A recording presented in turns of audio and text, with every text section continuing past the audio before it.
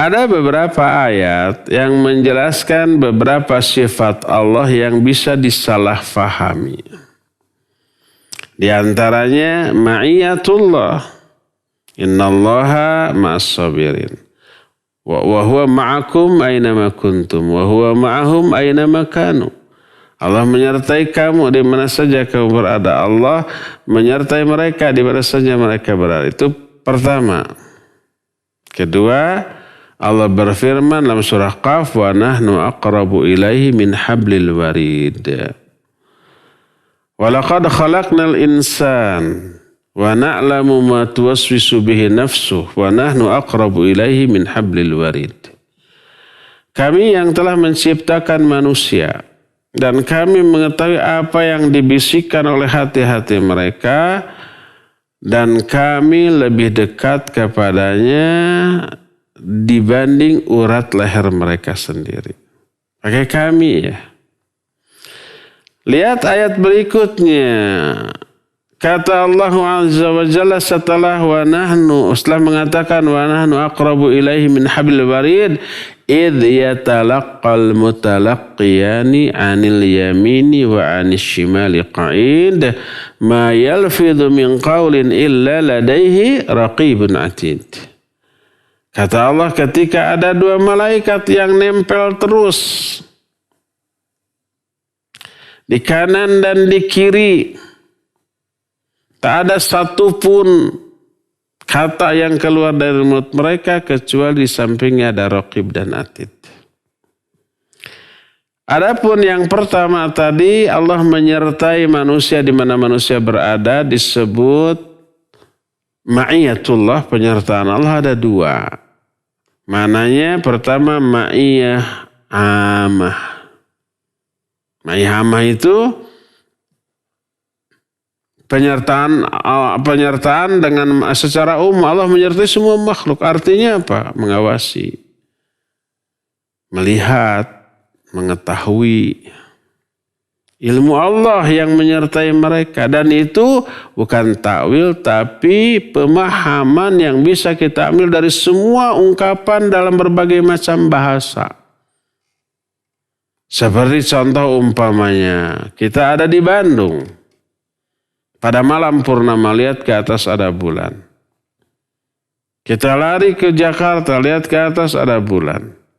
Kita lari ke Singkawang lihat ke atas ada bulan. Lalu kita katakan bulan selalu menyertai kita kemanapun kita pergi, dimanapun kita berada.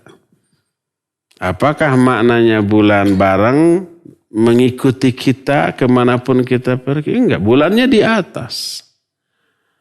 Tapi cahaya bulan selalu sampai ke kita dimanapun kita berada. Dan itu terpahami oleh semua bahasa. Itu ma'iyah amah.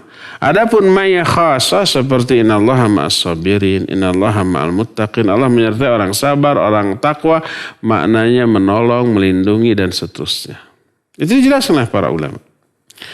Adapun yang kedua, wa nahnu aqrabu ilaihi min hablil warid, Allah memakai lafaz nahnu. Nahnu itu berarti melibatkan makhluk. Yaitu para malaikat.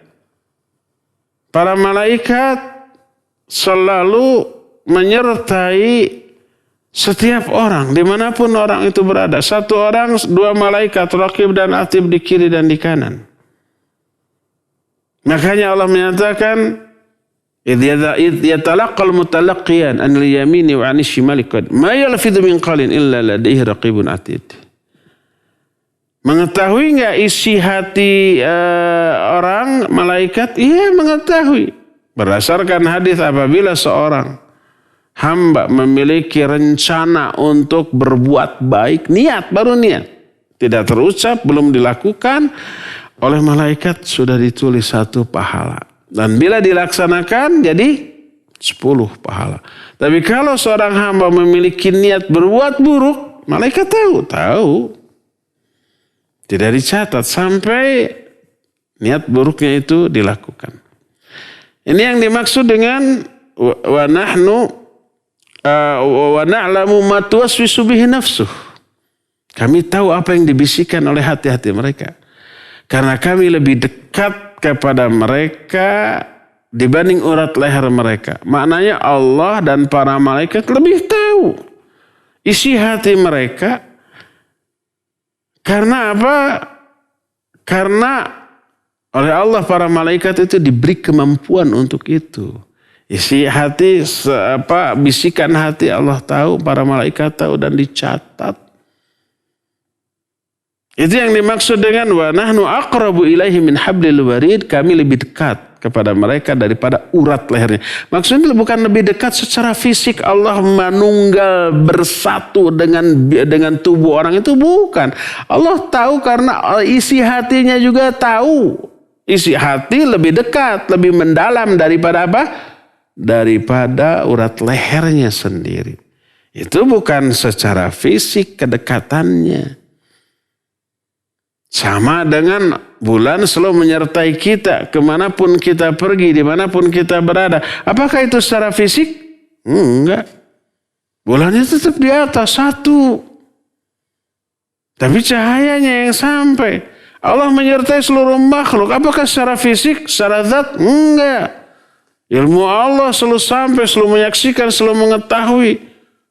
Allah lebih dekat dengan manusia dibanding urat lehernya sendiri. Itu bukan secara fisik.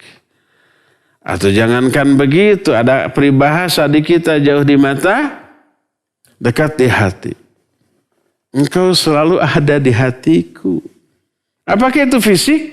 Enggak. Itu aja nggak pernah dipermasalahkan.